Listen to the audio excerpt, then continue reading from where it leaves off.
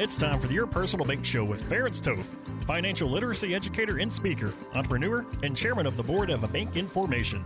Take charge of your financial future with Your Personal Bank. Now here's Ference Toth. Welcome to the Your Personal Bank Show, and I'll tell you what, we got a lot of fun stuff to talk about today. Unless you've been hiding under a rock, you've probably heard about GameStop.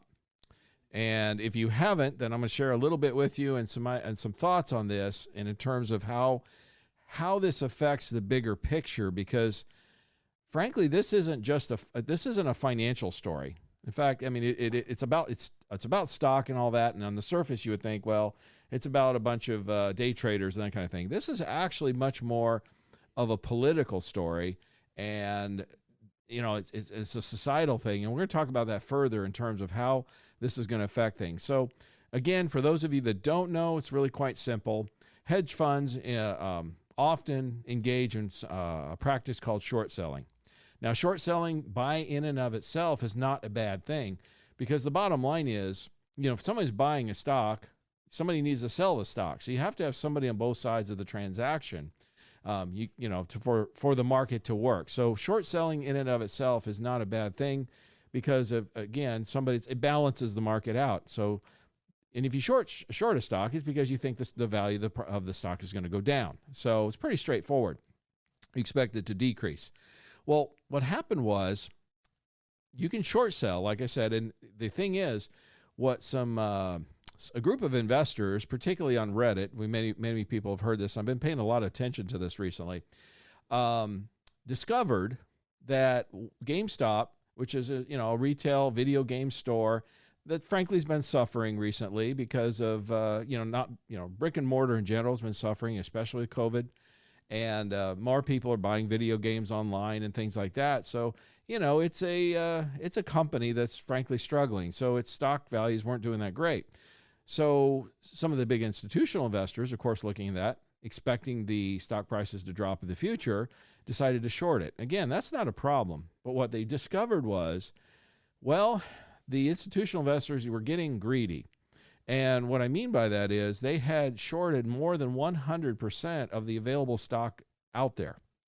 So what that means is they're pushing the price down, and they're doing more than there is even total number of shares available.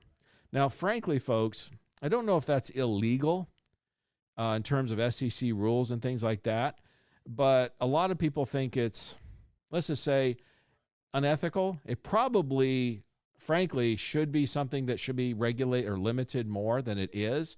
A lot of people believe that, and because what can happen is, if you get more than the value of the stocks, more than the number of stocks available, you can push a company into what's called a death spiral. In other words, it can become a self-fulfilling prophecy. So many of these companies, some of these institutional investors that are pushing the price down, and you get more than that's available even, it can really, again, cause even a relatively decent company to lose its ability to access funds, do business. And of course, a lot of people kind of think of short selling or betting against a company as kind of distasteful. Maybe that's the better word to put it, because you're kicking a company while it's down, for one, and it affects people's lives. I mean, you're talking about jobs, employees, all of that. So if that company fails, and partially because of the short sellers, people took advantage of it. They profited from that situation. And the social side of it, the political side of it now is, let's face it, with the COVID shutdowns that we've had in the last year, a lot of people have lost jobs. A lot of people have lost businesses. And when they see, Wall Street millionaires and billionaires, in essence, benefiting from that, that I can understand why a lot of people are upset and frustrated, and why they got motivated to start buying the stock. So the key is, on a short sale, a seller, the time frame that they have to close the position, they have to buy the stock back. So again, if they buy the stock and then in the future it goes down, and I'm not going to go into a lot of detail in this show because I don't want to bore everybody with all the details of how short sales work, but to make it simple, when you do a short sale, you have to close the position and you have to buy the stock back to close the position. And if the price of the stock has dropped, you can make the profit, the difference of when you started and when you close the position. But if it goes up, You still have to buy the stock to close it, and of course you can lose.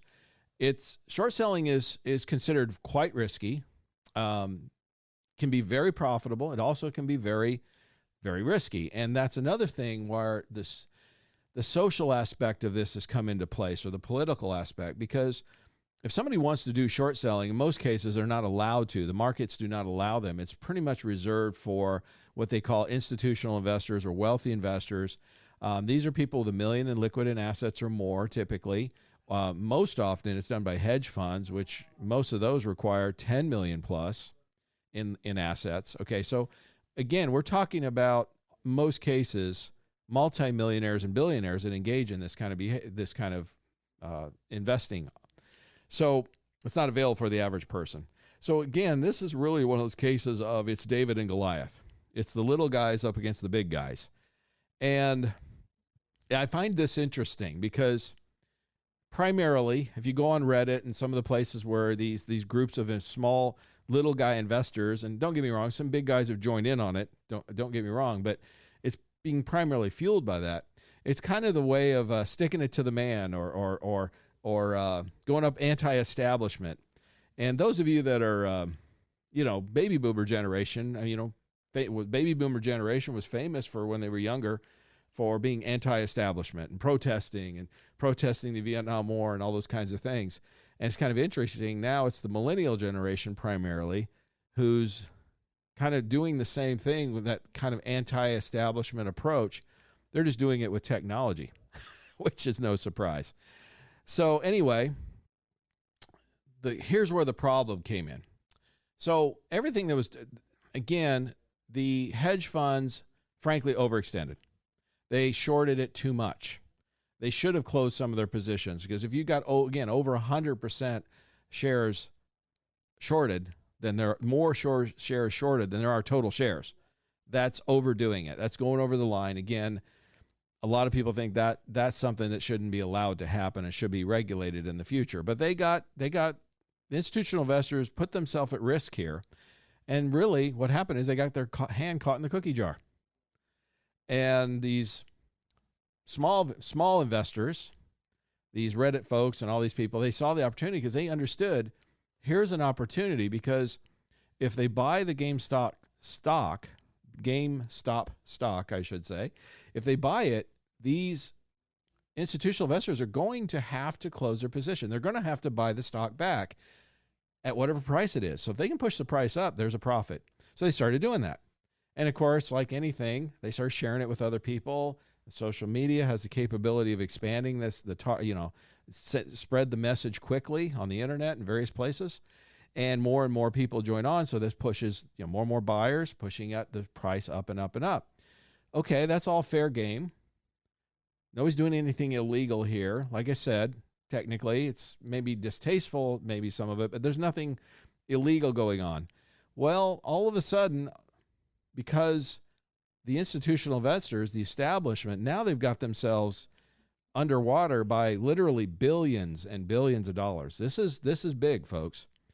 So what do? They start calling in their favors. Okay, and what happens is Robinhood and some of the other trading apps that were popular with these small-time investors, they shut down trading. They would not allow people to buy any more GameStop stock. I have a hard time saying that. Try saying that quickly 3 times. Anyway, well, and they also shut down some of the social media sites like Reddit, at least temporarily. And one of them, they were saying because of hate speech. I mean, I've gone through the messages, the message board and things like that. And, they're talking about stocks and stuff like that. And yes, there's some colorful language in there. There's no question. But I don't think anyone reasonable person could consider it as hate speech. This wasn't going against anyone. If anything, they were going against the establishment, going against the multimillionaires and billionaires, right? Well, fortunately, those got reopened. But here's the thing. They changed the rules. Changed the rules in the middle of the game. And that caused a tremendous amount of anger and frustration. And in my opinion, all they did is throw gas on the fire. Because again, I was watching how many members were on this one Reddit thread. It's just kind of the primary one. They had somewhere around 2 to 3 million. And in a day or two, it jumped to 6. So it's doubled. Again, this all ties into how a lot of ordinary people out there are feeling, they're rebelling in any way they can because they feel the establishment is corrupt, okay? They feel like they're not being listened to. We could talk about that politically, whatever that may be. And it just doesn't feel fair. The last election, for many people, still believe it wasn't fair. And it's just a situation where, again, the little guy's pushing back. I think this has much, much bigger ramifications than many people even think. I think this is the beginning of something, not the end of something, because I just don't, and there's talk already on their sites about doing this with other stocks where they find the institutional investors in their hand in the cookie jar where they've overextended, things like that. What this is doing and going to do is it's given the people, this group, a lot of power. It's on every news station, channel. The White House is aware of this. They've gotten a lot of attention, and it just shows, I think it's going to show that they're going to realize that what power they really have if they band together and work together. And with the social media capability and technology capabilities we have today, it's easier than ever to do that. So my point is simple. I think it's going to be very, very interesting to watch and see how this plays out. Again, how it affects the financial markets. I think there's going to be some dramatic changes there, potentially. How does it affect things politically? How does it affect our money? The numbers that we're talking about could have serious impacts for people's IRAs and 401ks and things like that in the stock market, because the effects just with GameStop alone are affecting markets across the board. Mutual funds and various things having to reallocate and things like that. So there's some big impacts of this that it remains to be seen how it's going to work out, but it's going to be interesting to watch. So I'm going to always say, stay tuned to Your Personal Bank. We're going to keep an eye on this, and the bottom line is safety guarantees are going to be key, so stay tuned. For more information on Your Personal Bank, feel free to contact Ference at yourpersonalbank.com.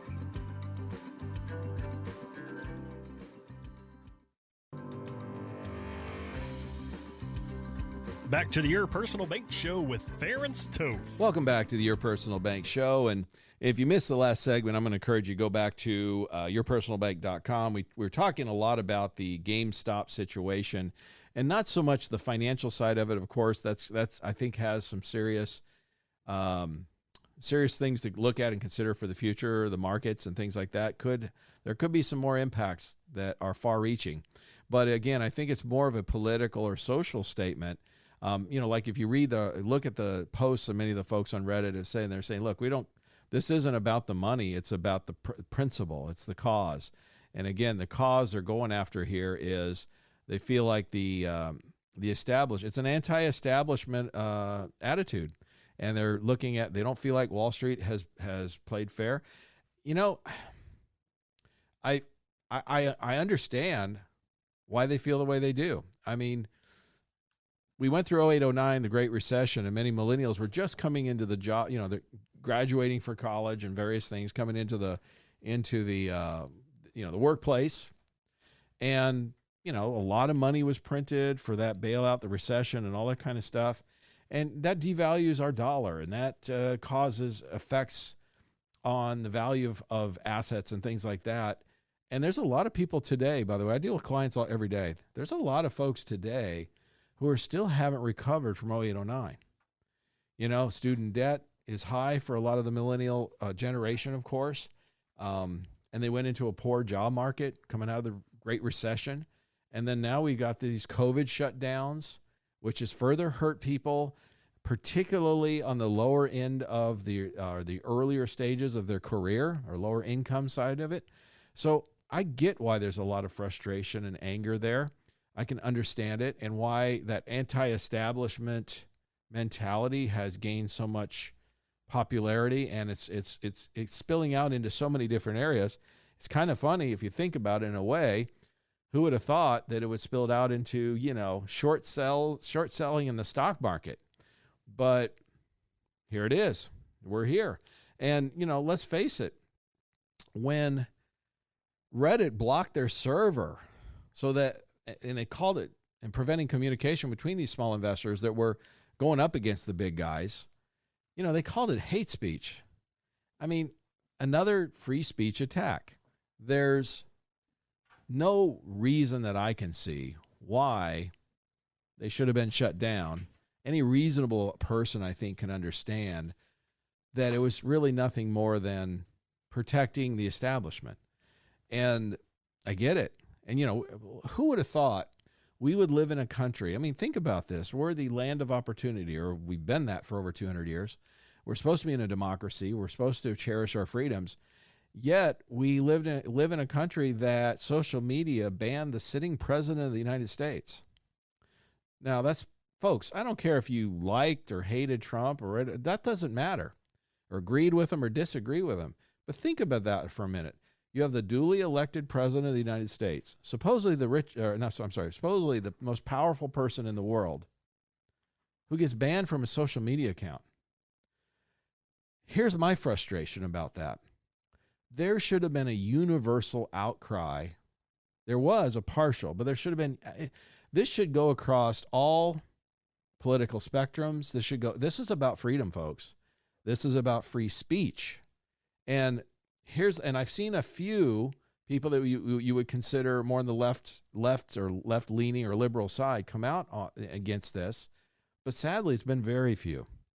I think it's Tulsi Gabbard. She ran for president against Biden for the Democratic ticket. She's I don't remember exactly. I think congressperson from Hawaii. I think from most anybody's standpoint, not on the conservative side of things politically. Okay. Certainly probably much farther on the liberal side but she's come out strongly against this. Kudos to her. Good for her, because like she stated herself and many others, look, if they can come after the president, who else can they come after? Right? This is about all of us, folks. Okay.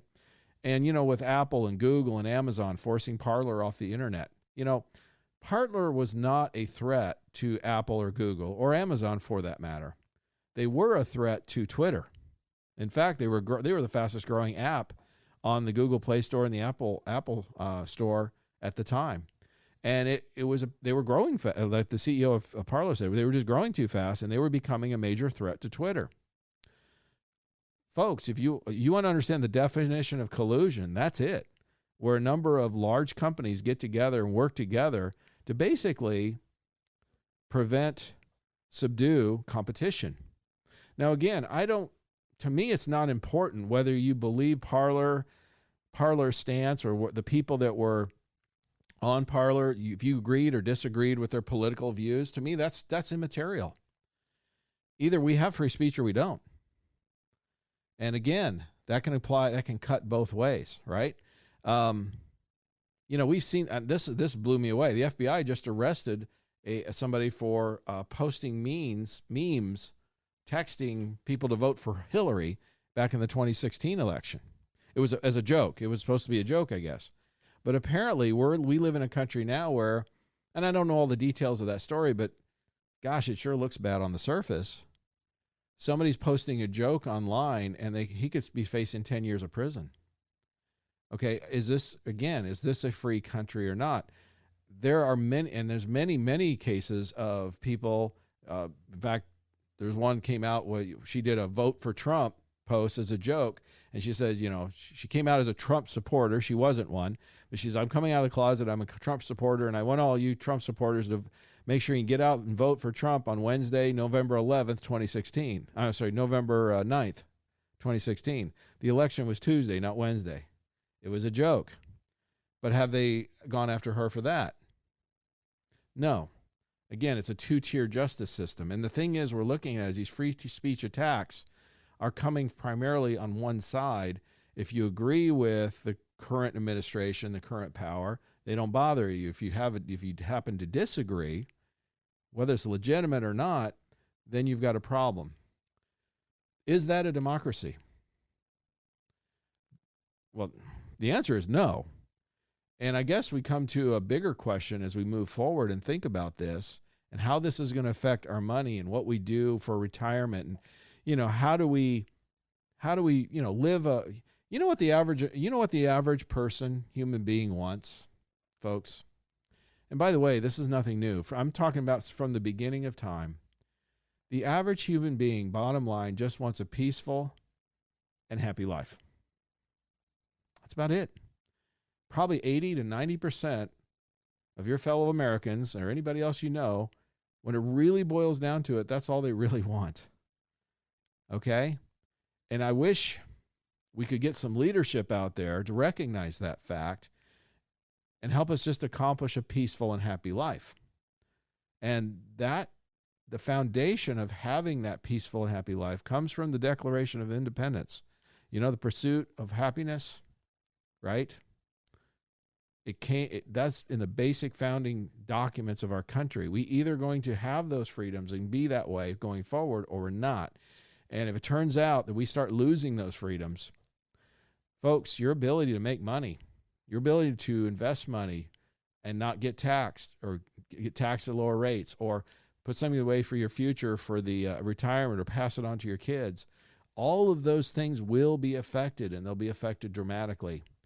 So I'm going to encourage you to stay tuned in the next segment because I'm going to talk about and answer the question, is this country falling apart? So stay tuned. For more information on Your Personal Bank, feel free to contact Ference at yourpersonalbank.com.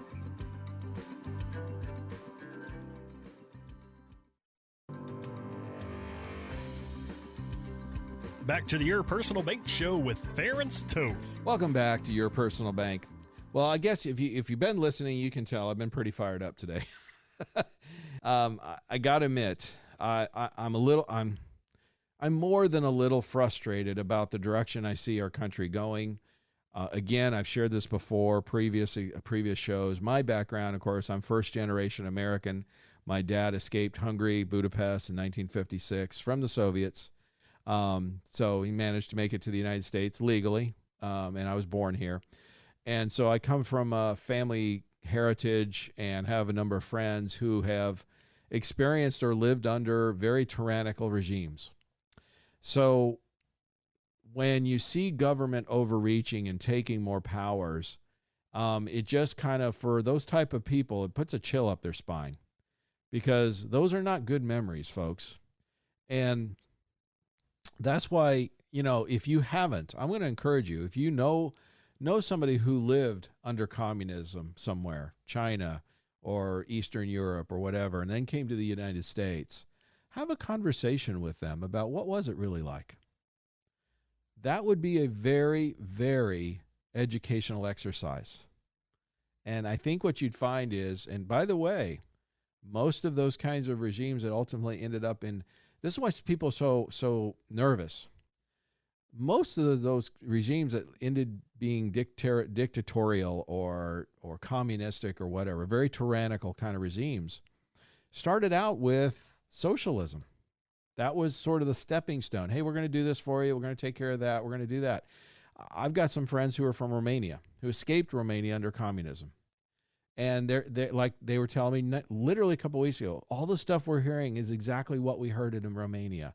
Hey, we're going to do this. We're going to do that. They use the same language. They use the same approaches. Now, I don't know if we're going to end up becoming communists. Don't get me wrong. I'm not saying that. But you can understand where somebody who's lived under that type of scenario, where they saw a country where they had some freedoms, moved to socialism, ultimately to communism, and heard this, and the process was similar to what the words and the phrases and the government approaches were similar to what we're starting to see now. Do you see why they're so nervous? You understand why they're so, again, a chill up their spine? Because you don't want to live under that kind of thing, especially if you've been there and escaped it. It's not like you want to go back, if you know what I'm trying to say. Okay? So I heard somebody talk, Dinesh D'Souza shared this thought, and I got to give him credit. It was one of the best things I've heard on this. He was sharing this idea, and he said his statement was, is the country falling apart? Because, and I even looked at this, one of Abraham Lincoln's most famous statements was, a house divided against itself cannot stand. Of course, he was talking about the North and the South, and ultimately the Civil War. And there was a very much of a divide in the country at that point in terms of the type of country we wanted to be, whether there be slavery or not, and many other things like that. So there was a very, very strong divide. We have a similar type of divide now. It's a political one, but we have a similar divide of ideas and what we think the direction the country should be in. See, why so many people are frustrated, angry, agitated, and nervous is, we've had a country for over 200 years that's been the land of opportunity. No one has ever said it was perfect, but it's kind of the best it's kind of one of the best things that's ever happened in human history. It's a documented fact. There's more freedoms with this form of government than just about any other in human history. Why do people escape when they escape? Like my dad, he didn't escape to Russia. He didn't escape to China. Why did he escape to the United States? He didn't even escape to Western Europe. He escaped to the United States. Why did my dad and many others like him, when they were trying to get away from tyranny, think about this a minute. Why did they want to come here? Why not somewhere else? I mean, literally, he could have gone anywhere in the world. He was a political refugee. This was and has been known as the land of opportunity. It's not the land of security. It's not the land where you can basically do nothing and let the government take care of you. That's what we're not known for. What we're known for is the land of opportunity. If you want to apply yourself and do something better, the opportunity exists to do that. That's your choice. So that's why a lot of people, the best analogy, and I shared, Dinesh shared this, where a lot of people feel like the leaders of our country now at this point are steering the Titanic toward the iceberg. I think that's a great analogy. I'm with him. I don't think that it's over. I don't think democracy is over yet. I mean, America is a big ship. The United States is a big country. It doesn't change overnight. But if the land of opportunity fundamentally changes ultimately, and I don't know how long it's going to take to change if that's the case, and we go that direction. But where are you going to go now? If we change into more of a socialistic or worse type of government, where can you go for freedom and opportunity in the world? And that's the problem. If we don't want to change it, we got to stand up for our freedom. For more information on Your Personal Bank, feel free to contact Ference at yourpersonalbank.com.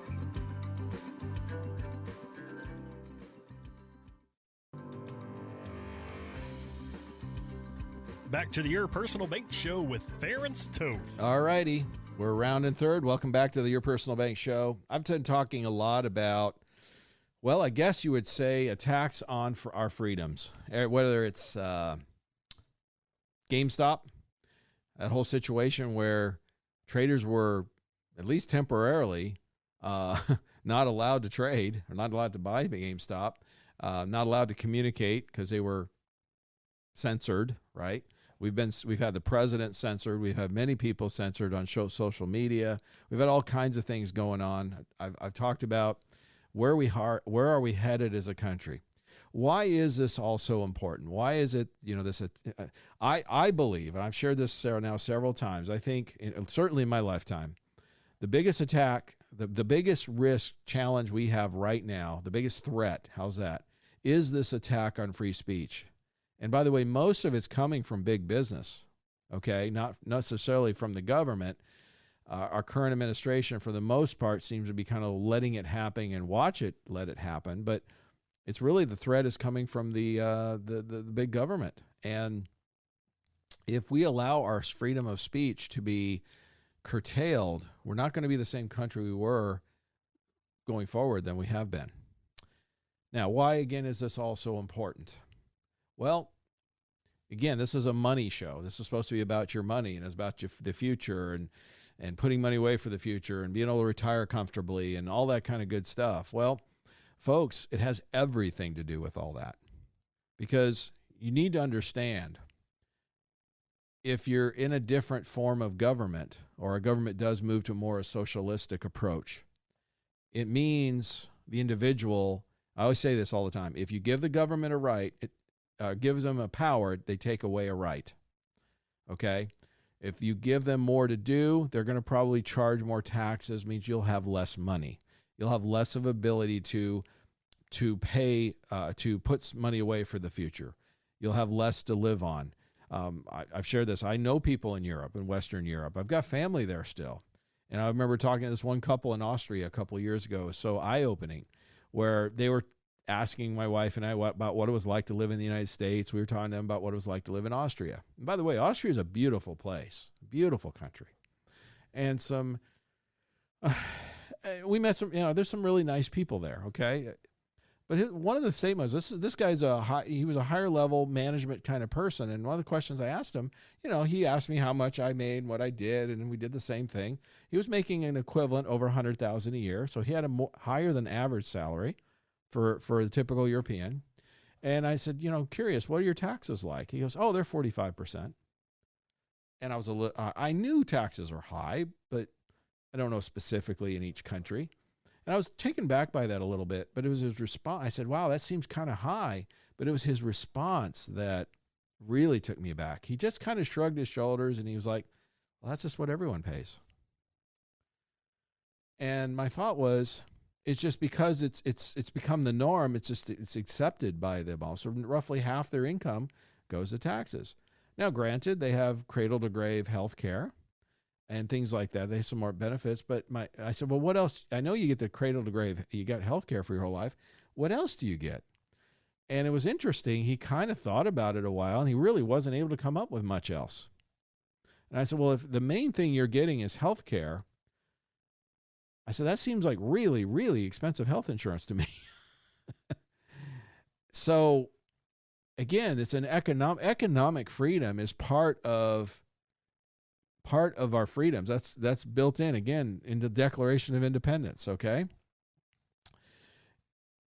So what do we do? Well, one of the key things to do is taking control of your money. I mean, well, one is taking control of your money. The other is vote, and then vote with your pocketbook. In other words, don't support companies that don't support free speech. I, myself, personally, I switch browser. I don't use Google anymore. I don't want to support Google. I use Brave.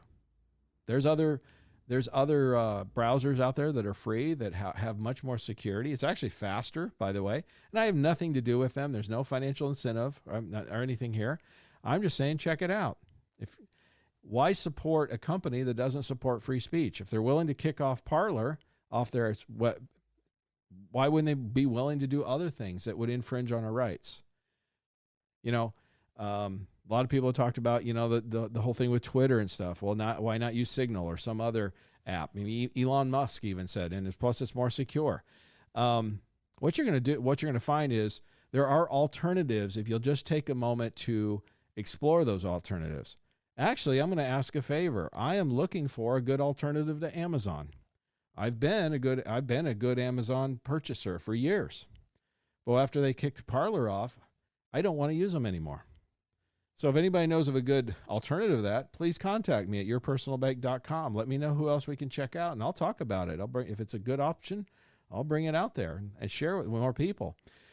This is one of the things we can do, like we're seeing with the Reddit guys, and I'm using that as a generalization term, with GameStop. We have the power, folks. The people have the power if we work together and focus and we vote with our pocketbooks, okay? There's more than one way to vote. Again, why support a company that doesn't support free speech? That makes no logical sense to me. And again, this is not political. It shouldn't have nothing to do with your political views.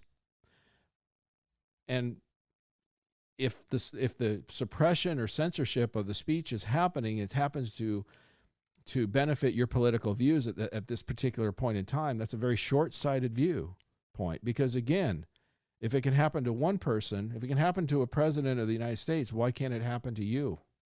It could happen to anyone. You see my point. When it comes to our money, it's the same kind of thing. If, like these Reddit folks, believe that Wall Street has been not a good, the establishment has done a lot of damage, more damage than good, we'll put it that way, then why support that? There's alternatives to Wall Street. A lot of times when I talk to somebody, I meet with them and I look at they've got a portfolio or investment or whatever, and I'll say, well, why are you invested here? Why are you doing this? And, invariably the most common answers I get is, well, that's what some guy told me to do. Or I'll get, well, I didn't know what else to do. And my response is always, those don't sound like good reasons from why you should invest there. Wall Street is not the only game in town. The stock market is not the only game in town. I'm not saying you shouldn't invest in the stock market, but if it's something you feel you don't want to really support, why support it? If it's not a good fit for you, why go there? I mean, there's other investment options. There are things like real estate or cryptocurrencies or precious metals, your personal bank. When we deal with these insurance policies, by the way, they have nothing to do with Wall Street in most cases. In fact, most of these companies are based in the Midwest, are pretty darn conservative, frankly. So they're not even in New York and those kind of places where you would consider be the elite establishment type of things. And again, all we're doing for folks, because I get this asked all the time, what is your personal bank? It's so simple. Some people try to make it more complicated. It's not. It's as simple as this. You set up a high cash value policy that's established to maximize tax favored growth. Folks, do you think taxes might go up in the future? Do you think maybe it would make sense to have a bucket of money growing where it can grow the money tax-free and then you could access it tax-free? If you think that might make some sense, contact me at yourpersonalbank.com. I'll share with you how you can do that. And then the second step of this is then we set up a bank line of credit that is established using the cash in the policy as collateral. So the bottom line is you're earning more in dividends and interest in the policy than you're getting charged on the bank line, so you keep the difference. The difference is 2 to 3% positive arbitrage. Now, remember, this is the key. This is the game changer. That's 2 or 3% interest you're going to earn on money you spent. Where else can you do that? It's, you see what I'm saying? Are you going to have more money? Yes, you're making interest on money you spent. So by definition, you're going to have more money to spend. So it just makes sense. But again, if you want to take it from a societal and a social standpoint and free speech and all that kind of stuff, political statement, the banks that we use are not the big banks. See, the big banks, a lot of people still blame, and Wall Street, for a lot of the problems that occurred from 08-09. And they have a lot of reason to, frankly. Okay? A lot of the causes of the Great Recession came from that. The banks that we use are your small regional or local banks. They can't do they're not authorized to do the fractional reserve lending that the big banks do. That's where they, in essence, create multiples of money out of thin air. Okay, it's one way some people have explained it. Look, I'm on the bank of a board. I understand how the Federal Reserve works and how fractional reserve lending works, folks. I mean, the reality is, they create money. It's a printing press. Okay, they create money, and when they sell more bonds, they're creating more money, more dollars in circulation. If you understand basic economics 101, you understand this. More dollars chasing items is going to increase the cost of items or assets. That's called inflation, okay? So things cost more. So as they continue to print more dollars, make more money, literally make more money out of thin air, frankly, okay, the value of our dollars decrease. So it's important to make those dollars last longer, go farther, and deal with companies that don't instead of banking at a bank, the big banks that the reason they can create the money they can is because you deposit your money there. Okay? Support the smaller banks. Support the local banks. Ask, are you involved in fractional reserve lending? The big banks are, all of them. I can tell you that. Most of the smaller ones can't do that. So they're not the problem. So don't lump all banks. I mean, it's unfair to for example, lump all banks as just banks do this. That's not true. The big banks do. The Federal Reserve banks do, not the local ones. So again, we're not supporting that monetary policy. You're starting to take control of your money and you're voting with your pocketbook. But again, the key, you've got guarantees, you've got safety, you've got all those things involved, because with an uncertain and volatile future ahead of us, the one thing this whole GameStop thing is showing, in my opinion, is saying is, I believe we're going to be looking at more volatility in the stock market going forward, not less. If you're invested for the long term to put money away for retirement or whatever, or supplement your retirement, you need to pay attention to this. You probably should look at putting some money in, diversifying into a safer option, a safer bucket, one with guarantees, one with tax-free, one where you can limit your tax liability. Because how much money has our federal government spent and looking to continue to do going forward? Is that going to increase taxes going forward? I think most reasonable people understand that certainly is possible and probably likely. So again, contact me at yourpersonalbank.com. We'll discuss this further. I'm happy to answer any questions you have. Happy to look at your situation and see how this can really benefit you. Also, I get this all the time. I'll get emails or contacts from people who say, hey, I have a question. Can you talk about this on the air? I'll be happy to do that. That way we can, and I use examples from people I work with all the time and share those on the shows, on the future shows. So again, as always, contact us at yourpersonalbank.com. We're looking at enhancing your financial future. We're looking at making a difference, smoothing out those ups and downs and the roller coasters that, going forward very likely may happen. And how do we navigate all these changes? We're looking at dramatic changes with our country, whether it's political, economic, or whatever you want, going forward. And there's a real uncertainty in terms of what we're going to end up with. Where are we going to end up politically? Where are we going to end up economically as a country, as individuals? What's our economy going to look like? All those kinds of things are major unknowns right now, both in the fairly short-term future, frankly, and longer term. So for some guarantees, for some safeties, for some consistency, and most importantly, control, contact me at yourpersonalbank.com. Listen Tuesday at noon and Thursdays at 1 for more information on Your Personal Bank. Contact Ference at yourpersonalbank.com. This show is designed to provide accurate and authoritative information. The presenter and guest on this program do not engage in legal, accounting, or tax advice. Professional advice regarding your situation should be sought if required. Products and riders may have limitations and may not be available in all states. Excessive unpaid loans may affect performance. Distributions may become taxable if not managed properly. Replacements may not be suitable for everyone. There may be charges when replacing coverage. Compare when considering a replacement. Dividend rates and baseline of credit rates may change. Contact yourpersonalbank.com for current rates.